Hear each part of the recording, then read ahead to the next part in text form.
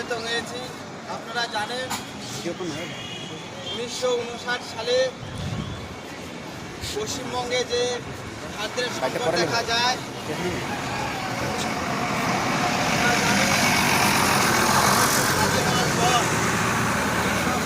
সালের পর দেশ ভাগের পর ভারতের পশ্চিমবঙ্গে এই দুর্ভিক্ষ দেখা দেয়।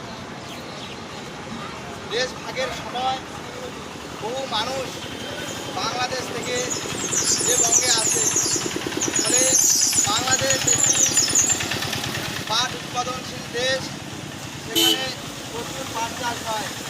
ফলে কলকাতা সহ যত পাট কল আছে সেগুলি বাংলাদেশের পাট দিয়ে সেই পাট কলগুলির কাঁচামাল সরবরাহ করা হয়।